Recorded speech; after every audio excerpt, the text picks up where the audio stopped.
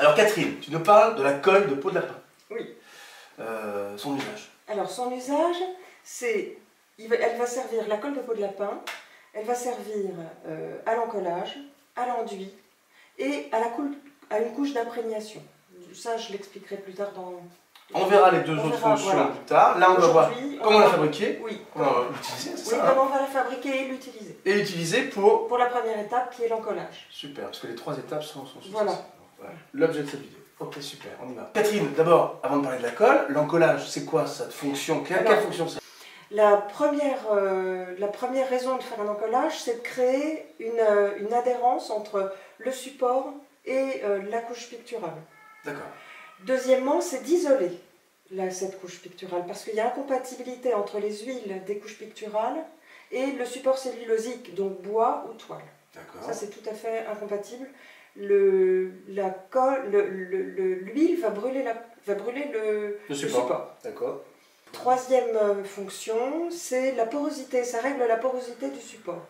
Il faut qu'il en reste. Il ne faut pas que le support soit complètement étanche, mais en même temps, il ne faut pas non plus qu'il absorbe toute l'huile.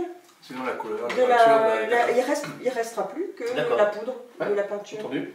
Voilà. Et pour les toiles, c'est la tension. C'est-à-dire qu'en fait, la colle de l'encollage va tendre la toile et la fixer dans cette position. D'accord.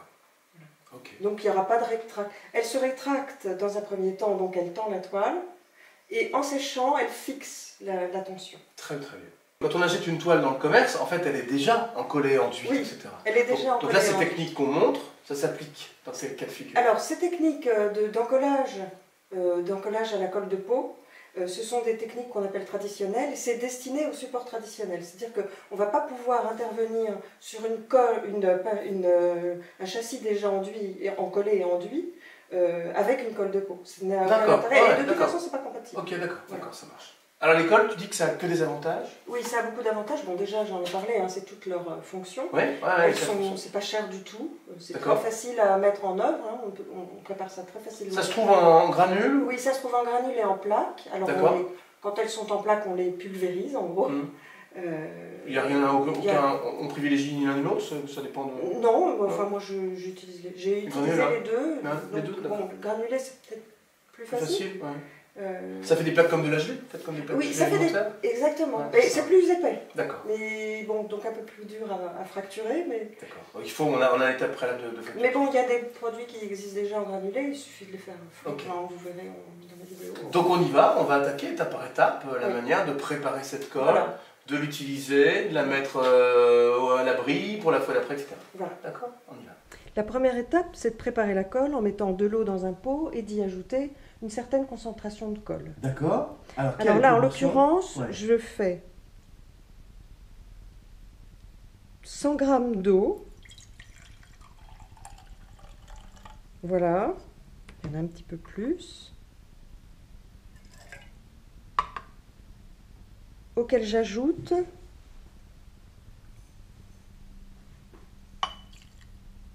6 grammes. Waouh, peu, d'accord. Oui, peu. Voilà. Un tout petit peu plus, il y avait 103. Bon, voilà. J'utilise, en fonction du support, des quantités de colle différentes. D'accord. Donc, toujours pour 100 ml, on va utiliser 6 grammes pour un panneau. Comme celui-là, par exemple? Comme celui-ci. D'accord, voilà. Ok. Voilà. Pour une toile, on va utiliser de 7 à 10 grammes. Une toile classique. Une toile classique. Et puis, pour le papier, c'est de 5 à 10 grammes. Enfin, bon, vous voyez, il y a des pourcentages différents en fonction des supports qu'on utilise. Une fois la colle dans l'eau, on ferme le pot, évidemment.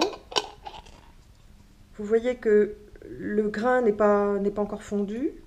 Il va falloir 24 heures environ. L'idéal, c'est 24 heures. Hein. À froid, donc, hein, à froid, oui, on le pose dans un coin de l'atelier et on n'y pense plus. D'accord. Voilà, et après 24 heures, voilà ce que ça donne. Avant cuisson, on est avec cette gelée-là? Oui, on est avec cette gelée-là qui va demander la cuisson pour devenir uniforme. Très bien, donc on retient 24 heures de trempage ou de dissolution. Oui, de trempage, oui, voilà. Après, c'est 24 heures, donc les paillettes sont dissoutes maintenant dans l'eau? Oui.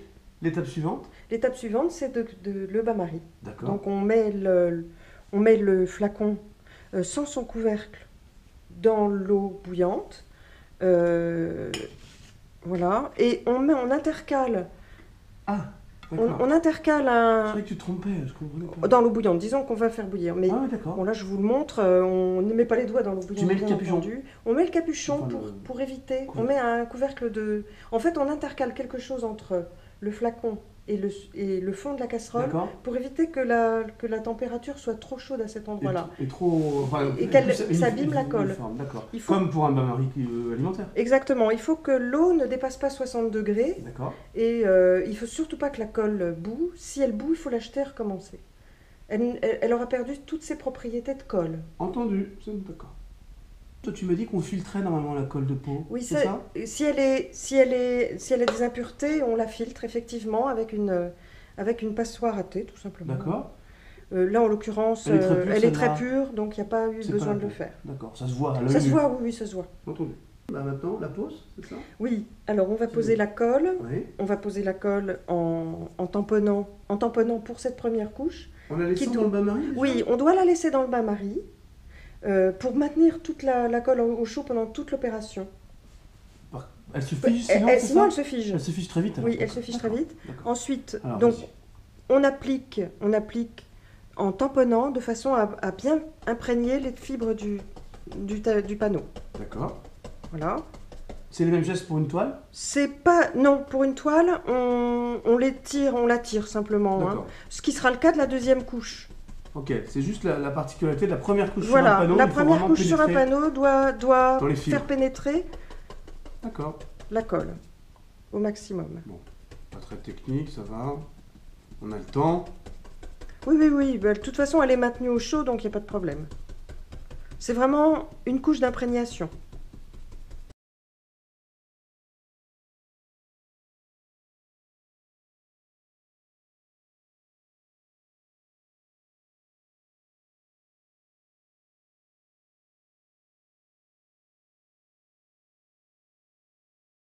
On t'a vu appliquer cette colle de peau de lapin à chaud directement sortie du bain-marie. On est obligé de s'en servir tout de suite? Non, on n'est pas obligé de s'en servir tout de suite. Évidemment, c'est intéressant de l'utiliser tout de suite, étant donné que elle est chaude, mais on peut très bien la réserver à une utilisation ultérieure. D'accord. Donc, vous voyez, c'est oui, c'est figé. Oui, c'est complètement figé. C'est ce qu'on appelle un gel empâté. Ça D'accord. permet de prélever une partie de la colle en fonction de ce dont on a besoin. Par quartier, Par exemple? quartier, Ah, voilà. ok, d'accord. Et de faire plusieurs encollages dans la journée. Pendant combien de temps? Bon, alors il vaut mieux ne pas le laisser trop longtemps. Ça s'abîme. Hein. Ça s'abîme quand même dans le temps? Il peut y avoir des moisissures. Donc 2 jours maximum. C'est D'accord. très bien pour une colle qui n'a pas été paraffinée. Et on la réactive au bain-marie? On la réactive au bain-marie exactement comme on a fait pour le... Excellent, Ouais. d'accord, c'est très clair. Ok. Bon Catherine, merci beaucoup. J'en sais tellement plus maintenant sur l'encollage. Je sais que c'est une étape particulière Oui. de la préparation du support. Oui, c'est tout à fait ça. Combien de couches par exemple? Alors, ça dépend de ce qu'on veut faire. Et tout est possible. On peut se contenter d'une couche et puis passer à autre chose. Et de toute façon, la première couche est indispensable. Donc, comme je l'ai dit, au moins pour isoler. D'accord, donc on pourrait enduire directement là. Oui, on peut. Là. Oui, On peut travailler directement. On peut même travailler directement. D'accord. Oui, tout à fait. Or, Bon, ça dépend de ce qu'on veut faire. enfin, tu me parles toujours par exemple de Vanek, on dit Ah oui. Vanek qui est... Vanek, lui, pour vous donner un exemple d'enduit et d'encollage extrême, il passait, à cette époque-là, on passait 6 encollages suivis de 8 enduits. Voilà. Pour avoir une surface ivoirine qui Extraordinaire, extraordinaire. un confort magique. Voilà. Quoi. Ouais. Bon, on va peut-être pas faire ça là. On va déjà voir étape par étape toutes ces phases de préparation, Voilà. la valeur ajoutée de chacune de ces phases, parce que sinon on ne passerait pas par ces étapes-là. On a déjà bien des bonnes bases sur l'encollage. Merci beaucoup.